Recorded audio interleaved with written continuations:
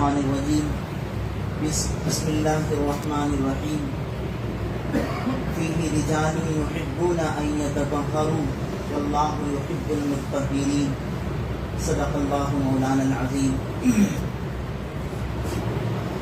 بزرگوں بھائیوں، ہمارا دین اسلام پاکیزہ مذہب ہے۔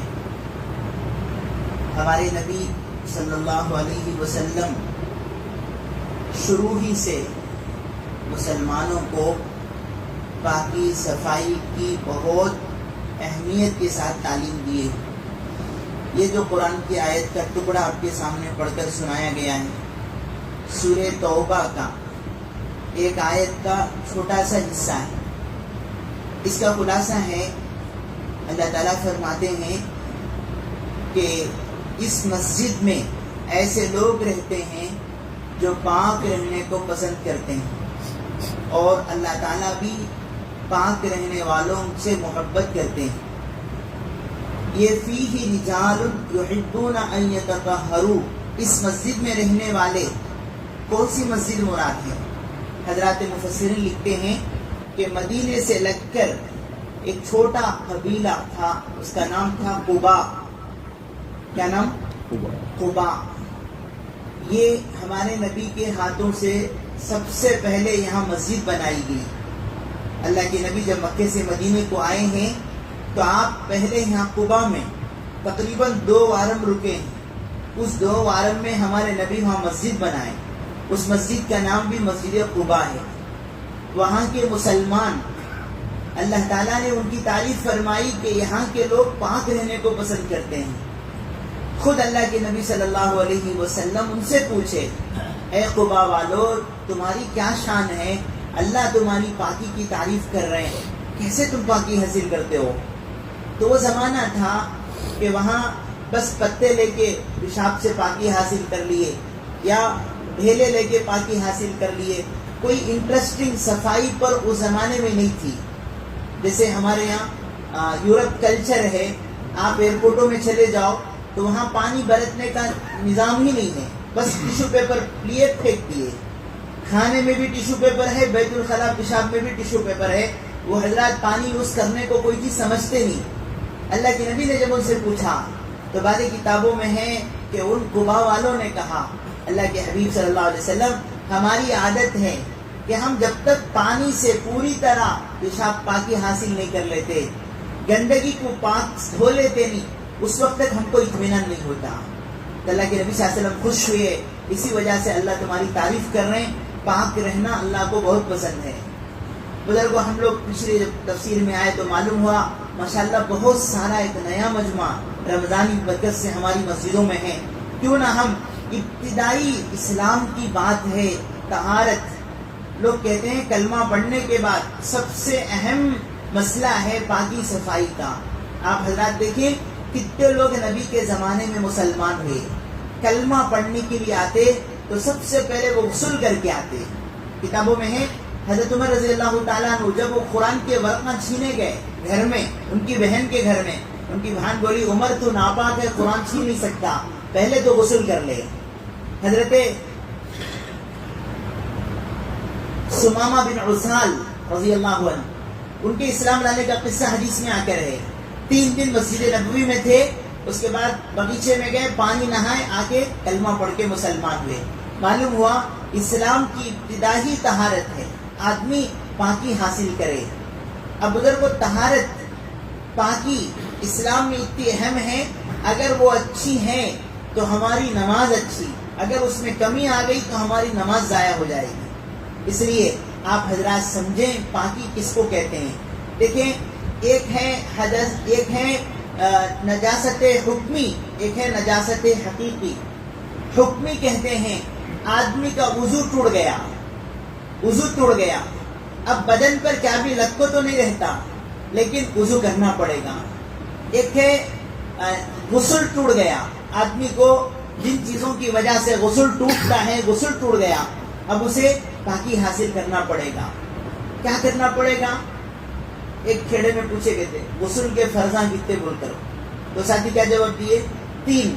ماشاء اللہ اتنے کھیڑے میں بھی اتنی دینداری ہے، ٹھگ سے بول رہا ہے۔ لیکن آگے جو انہیں گنایا وہ سن کر تعجب بھی ہوتا ہے، ہنسی بھی آتی ہے.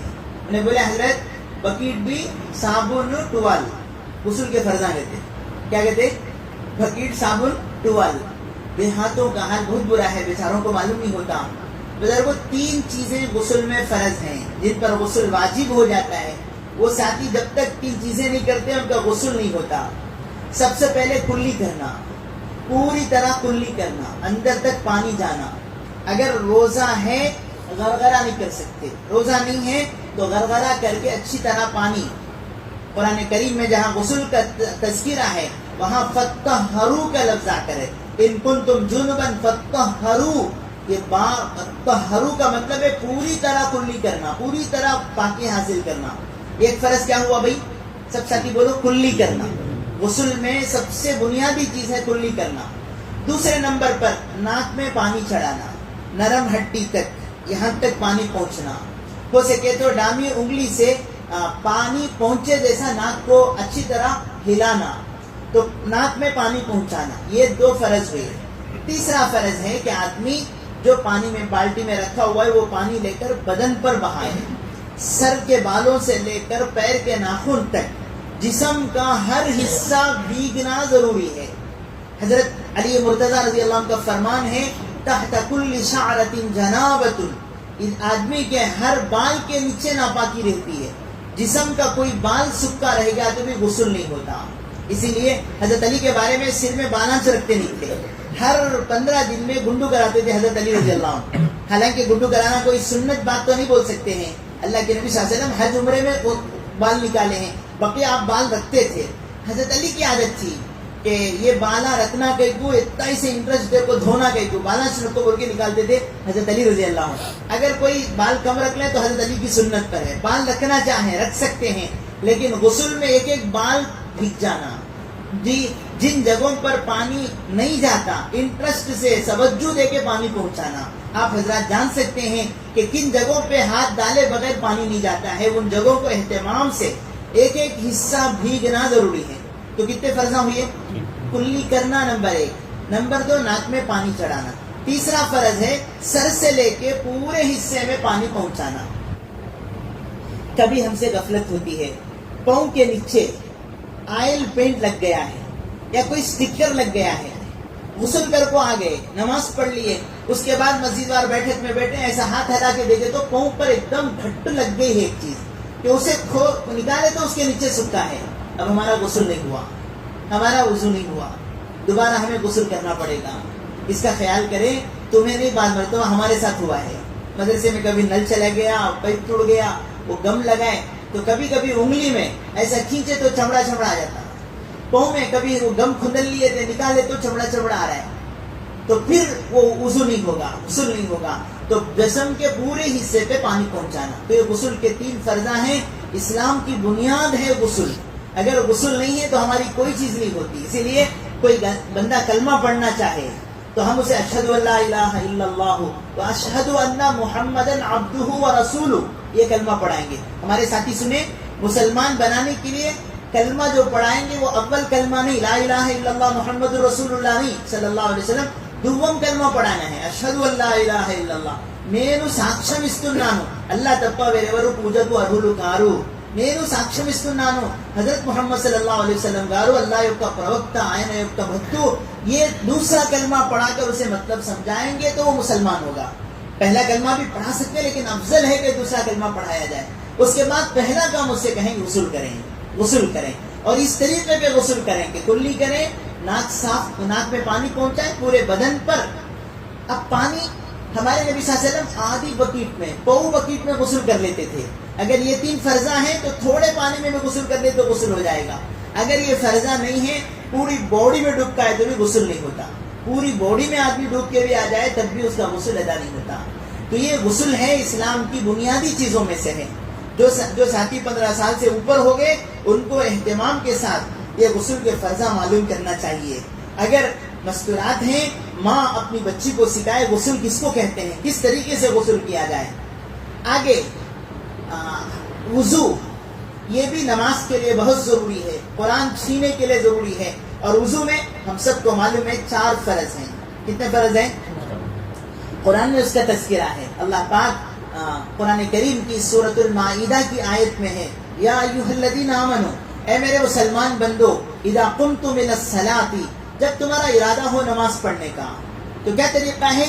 فاغسلوا وجوہکم، چہروں کو دھو، صورت کو پوری طرح دھو لو، پیشانی سے لے کر ٹھڈی تک، ایک کان کی ادھر سے دوسرے کان، پورے چہرے کو دھو. فاغسلوا وجوہکم. دوسرا فرض ہے وایدیکم الی المرافق، دونوں ہاتھوں کو کوہنیوں کے اوپر تک دھو، دونوں ہاتھوں کو کوہنیوں کے اوپر دھو. اس کے بعد فرمایا کہ وامسحوا برؤوسکم، تمہارے سر کا مسح کرو، سر کو جو ہے پانی دونوں ہاتھوں سے بھگائیں گے اور ٹوپی نکال کر پورے سر کا مسح کریں گے. چوتھائی سر فرض ہے، پورے سر کا مسح کرنا ہمارے نبی کی سنت ہے. چوتھا فرض ہے کہ وارجلکم الی الکعبین، دونوں پیروں کو جو انکھیاں نظر آتے ہیں گٹے، اس کے اوپر تک دھونا، دونوں پیروں کو دھونا. تو چہرہ، دونوں ہاتھ، سر کا مسح اور پیر کا دھونا، یہ 4 فرض ہیں وضو کے. اب جو ہم وضو کر رہے ہیں دونوں ہاتھوں کو پہلے دھوئیں گے. یہ پورے ہمارے نبی کا کامل وضو ہے. حضور علیہ السلام نے ہمیں وضو سکھایا ہے کہ دونوں ہاتھوں کو دھو. کتنے صحابہ ہیں، عبداللہ ابن مسعود، ابو موسیٰ اشعری، بڑے بڑے صحابہ. اب جیسے ہم مکہ مسجد میں جمع ہیں، کبھی وہ مدینے میں اعلان کرتے لوگوں جمع ہو جاؤ، تو پورے مسلمان جمع ہوتے، صحابی بلا رہے ہیں تو کیا کرتے؟ بھرے مجمع میں ٹب منگاتے، جگ منگاتے اور کہتے دیکھو میرے نبی کا وضو کیسے ہوتا تھا صلی اللہ علیہ وسلم. بھرے مجمع میں وضو کر کے دکھاتے اور کہتے سبحان اللہ بحمدہ سبحانک اللہم، دعا پڑھا دیتے. وہ بیان نہیں، میرے نبی کا وضو کیا تھا اسے بتانے کے لیے صحابہ کو جمع کرتے. ایسا وضو ہم کو کرنا ہے کہ ہمارا وضو کامل ہو ہمارے نبی کے طریقے پہ. تو 4 تو فرض ہیں، فرض کا مطلب کمپلسری ہے. اس میں سے اگر ایک چیز بھی چھوٹ گئی ہمارا وضو نہیں ہوگا. پہلے اس میں غفلت کہاں ہوتی ہے سنیں. عام طور پہ ہم وضو کرتے ہیں، ادھر کا حصہ سوکھا رہ جاتا. دیکھیں آپ کبھی ذرری بھی انٹرسٹ چلا گیا، ادھر کے حصے پہ پانی نہیں جاتا، یہ خاص طور پہ دھونا چاہیے. اور پیر میں ایڑیاں جو ہوتی ہیں، ایڑیاں اس طرف پانی رہ جاتا ہے. بخاری شریف کی حدیث ہے، ہمارے آقا صلی اللہ علیہ وسلم ایک موقع سے صحابہ سفر میں ہیں، عصر کی نماز کا وقت ختم ہونے جا رہا ہے، تو صحابہ جلدی جلدی وضو کرے تو پانی جو ڈال کے نکلے ہیں نماز پڑھنے کے لیے تو ایڑیوں پہ پانی نہیں گیا. ہمارے نبی صلی اللہ علیہ وسلم دور سے دیکھ لیے، آپ نے پھونک پکار کے کہا ویل للعقاب من النار، ویل للعقاب من النار، ویل للعقاب من النار. 3 بار آپ نے صحابہ کو توجہ دلائی، دیکھو ایڑیاں سکی ہیں تمہاری، اس سے جہنم کے عذاب کا خوف ہے. تو آدمی ایڑیوں پر نظر کرے کہ میرا پانی گیا کہ نہیں گیا. اگر یہ 4 فرض ہمارے وضو کے ہیں، یعنی ان میں سے کوئی چیز چھوٹ گئی، ہمیں چہرہ دھوئیں ادھر سکا رہ گیا، وضو نہیں ہوگا. ہاتھ دھوئیں ادھر سکا رہ گیا، وضو نہیں ہوگا. سر کا مسح کرنے کے لیکن سر کے اوپر کوئی پینٹ لگا کے رہیں بالوں کو، وضو نہیں ہوگا ہمارا. خیال کریں پیر دھو رہے ہیں لیکن پیروں کے انگلیوں کے بیچ میں پانی نہیں گیا، وضو نہیں ہوگا ہمارا. یہ 4 فرض ضروری ہیں. اس کے علاوہ دونوں ہاتھوں کو کوہنیوں تک دھونا، کلی کرنا، ناک میں پانی چڑھانا، مسواک کرنا اور کیا نام ہے ایک ایک عضو کو رگڑ کے دھونا، ایک چہرہ سوکھنے سے پہلے آگے کے عضو کو دھونا. یہ پورا ہمارے نبی صلی اللہ علیہ وسلم کا مبارک طریقہ ہے. لیکن کمپلسری جو چیزیں ہیں یہ 4 ہیں، یہ اس کا خیال کرے ساتھی. بہرحال اچھا، پاکی صفائی کے بارے میں اسلام میں اتنا حکم ہے. صلی اللہ علیہ وسلم ہمارے نبی بولے ہیں کہ دیکھو استنجے کو جاؤ تو خاص خیال کرو کہ پیشاب کے چھینٹے بدن کو نہیں پڑنا. سن رہے ساتھی، پیشاب کے خطرے ریٹرن ہمارے بدن کو نہیں پڑنا. اب دیکھو بھائی، آپ حضرات 25-30 لاکھ کا گھر بناتے ہیں، بہت اچھا، مبارک ہو، بنائیں. اللہ سب کو ذاتی گھر نصیب فرمائے. آج مانگنے کی ضرورت ہے. ہمارے حضرت مفتی شکیل احمد صاحب نقشبندی دامت برکاتہ حضرت والا بولے کہ مجھے میرے شیخ کی نصیحت ہے کہ اپنے بیوی بچوں کو گھر بناؤ. اچانک اللہ بلا لیے، موت آ گئی تو بیوی بددعا نہیں دینا، پیدا کریا روڈوں کے حوالے کر کے چھوڑ دیا بچوں کو. ہم نے سر چھپانے کا گھر بھی نہیں رکھا، بیوی بچے بددعا نہیں کرنا. اس لیے ہر ساتھی رمضان کا مہینہ دعا مانگو اللہ سے، اللہ سب کو ذاتی گھر نصیب فرمائے. جی ہمارے نبی صلی اللہ علیہ وسلم کی مبارک زندگی میں آپ نہیں بتا سکتے کہ حضور بھاڑے کے گھر میں تھے. حضور مدینے میں گئے ہیں، اللہ کے نبی کے خاص گھر تھے. اس لیے ہر ساتھی دعا مانگے اللہ سے کہ اللہ ہمارا اپنا گھر ہو، چاہے وہ گھونسلے جیسا، چڑی گھسلنے کے گھر تک کا ہو، چھوٹا گھر کیوں نہ ہو، اپنا ذاتی گھر اسلام میں مطلوب ہے، ہونا چاہیے۔ آپ حضرات بیٹھتے ہیں، بیگاں کا بیان کہاں ہونا بھائی؟ امیر صاحب کے گھر میں رکھو، ان کا گھر بڑا ہے۔ کیوں؟ دین کا کام ہونا کا تو بھی گھر اچھا ہونا۔ جماعتیں آ رہی ہیں، کہاں رکائیں گے بھائی؟ فلاں کا گھر اچھا ہے۔ بھائی مولانا آئے ہیں، کھانا کہاں کھلائیں گے؟ بھائی محبت سے بھائی کے گھر میں کھانا کھلاؤ، ان کا گھر اچھا ہے۔ اس لیے اپنا گھر بنائیں اور اچھا گھر بنائیں، اسلام منع نہیں کرتا۔ تو گھر بنا رہے بہت اچھا ہے، لیکن کنجوسی کہاں کرتے ہیں؟ وہ بیسن خریدنے میں کرتے ہیں۔ آج کل جو بیسن 350-400 کے آتے ہیں، چھوٹے بیسن، اس پہ بعض مرتبہ پیشاب بیٹھے تو چھینٹے ریٹرن بدن کو لگتے ہیں۔ آپ حضرات 1000 روپے کے اوپر رکھیں، اچھا بیسن ڈیپتھ والا خریدیں، اگر اس پہ پانی پڑے تو ریٹرن ہمارے بدن کو نہ لگے۔ بہت ساروں کو معلوم بھی نہیں ہوتا ایسے بھی بیسن ملتے کیا بول کر۔ آپ حضرات مسجدوں میں بھی لیتے ہیں تو ٹوٹے پھوٹے بیسن نہ لیں، کیونکہ اس پر بنیاد ہے، اگر وہاں طہارت خراب ہوگی تو نماز پوری خراب ہو جائے گی۔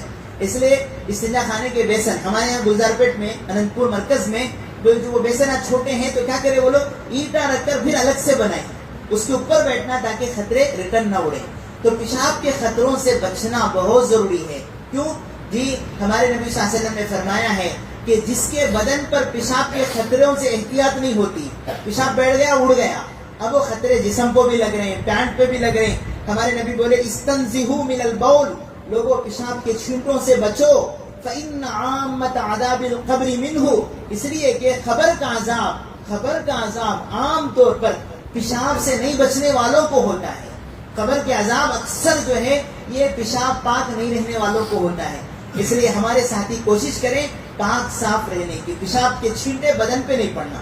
اس کے لیے کیا کرنا، اگر کہیں زمینوں میں کھیتوں میں پیشاب کر رہے ہیں، ہمارے نبی صلی اللہ علیہ وسلم بھی اس زمانے میں ایسے بیت الخلا نہیں تھے، بنائے ہوئے ٹائلس لگا کے، اذا ذهب المذهب ابعد، ابو داؤد شریف کی حدیث ہے، ہمارے نبی صلی اللہ علیہ وسلم پیشاب استنجا کو جاتے دور جاتے، لوگوں کو نظر نہیں آنا۔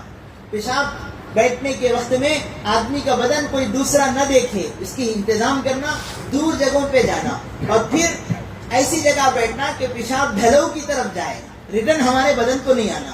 ایسی جگہ تلاش کر کے آدمی استنجا کرے، یہ ہمارے نبی صلی اللہ علیہ وسلم کی تعلیم ہے۔ تو پیشاب کے خطروں سے بدن کو بچانا۔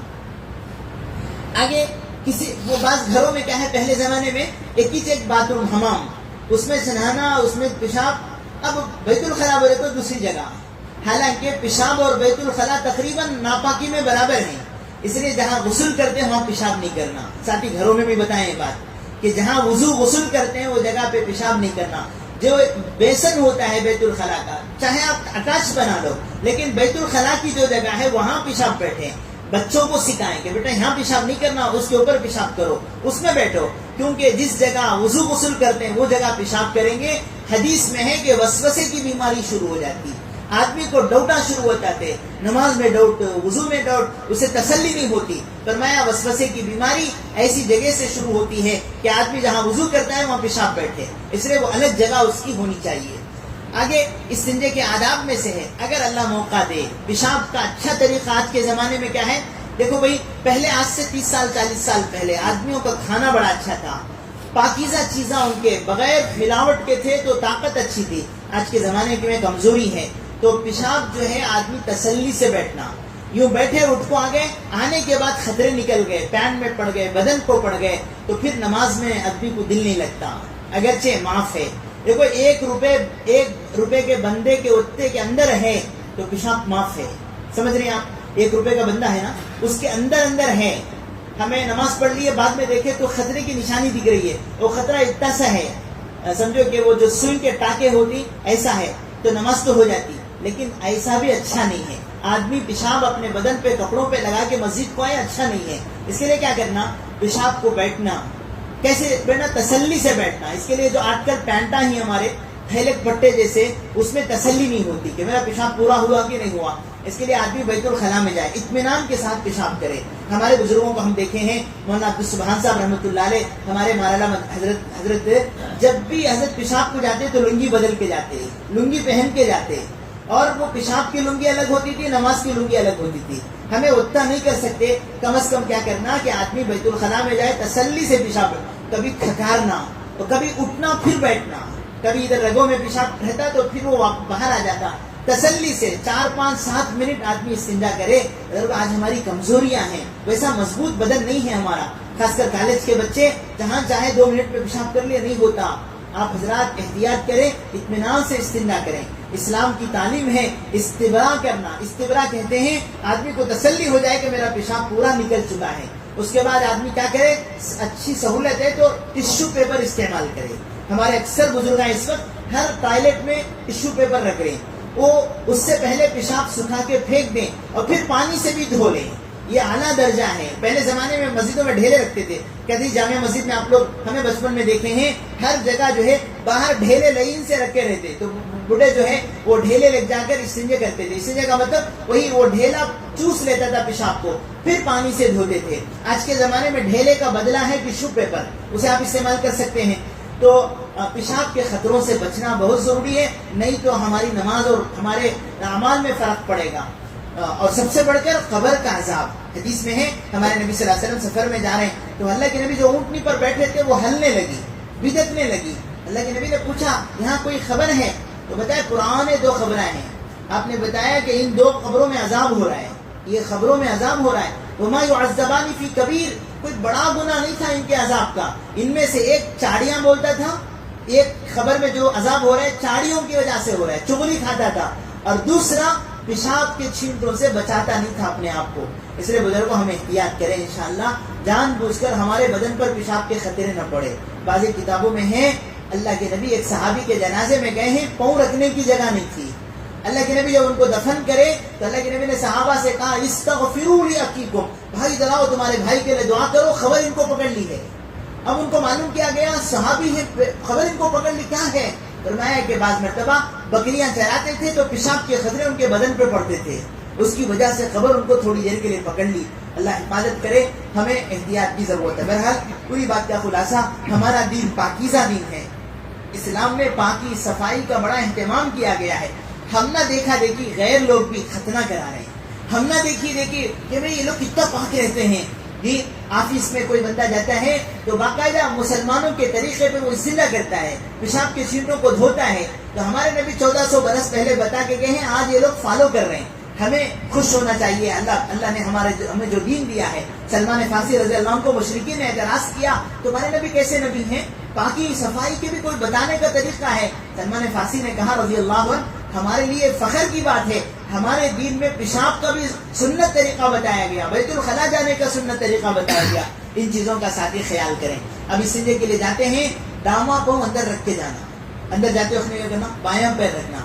اگر گھر کو چلے گئے اندر تو بزرگ کہتے ہیں کہ جو بیسن ہے کم از کم اس کے اوپر دامن کو رکھنا. اندر چل گئے ہیں تو بایاں پیر کم از کم بیسن پہ رکھنا, دعا پڑھ کے جانا. فرمایا کہ جب آدمی بدن کا حصہ کھولتا ہے تو خبیث اور جنات اس پر کچھ برائی کرنا چاہتے ہیں. جو بندہ دعا پڑھ کے جائے, بسم اللہ اللہم انی اعوذ بک من الخبث والخبائث, یہ ہمارے نبی کی دعا ہے. اتنی دعا نہیں آتی, کم از کم بسم اللہ بول کے جائیں. کیا بولنا؟ بسم اللہ. حدیث میں ہے جس کی زبان سے بیت الخلاء جانے سے پہلے, کپڑے ہٹنے سے پہلے بسم اللہ بول دیا, انشاءاللہ اسے برے اثرات اور جنات سے اللہ حفاظت کریں گے. اس کے بدن کو گندے جنات نہیں دیکھیں گے. تو بسم اللہ کم از کم بولنے کی عادت. اور جو ساتھی پرانے ہیں وہ یاد کر لیں, اللہم انی اعوذ بک من الخبث والخبائث, نبی کی سنت حضور کی زبان سے نکلی ہوئی دعا ہے. تو یہ مسنون اعمال ہے استنجے کے سلسلے میں. بہرحال اللہ تعالیٰ فرماتے ان اللہ یحب التوابین ویحب المتطہرین, اللہ توبہ کرنے والوں کو, پاک رہنے والوں کو اللہ پسند کرتے ہیں. اللہ ہم سب کو پاکی صفائی کی توفیق نصیب فرمائے. خاص کر ہر ساتھی دعا کریں, اللہ عمر بڑھتی ہے, بڑھاپے میں بھی اللہ صحت سے رکھے. عام طور پہ عمر بڑھنے پر ڈر ہوتا ہے. کتنے ساتھی ہیں, ہمارے ایک ساتھی ہیں اتنا فون کرتے مولانا مسجد میں اذان ہوتی ہے, دل تڑپتا ہے مسجد جانے, لیکن مجھے پیشاب کی تھیلی لگ کر ہے, میں مسجد نہیں جا سکتا. جی اللہ ایسی بیماریوں سے حفاظت فرمائے کہ آخری وقت میں ہماری طہارت نہیں ہے, پیشاب پہ کنٹرول نہیں, وضو کرے آتے آتے خطرے آ جاتے ہیں.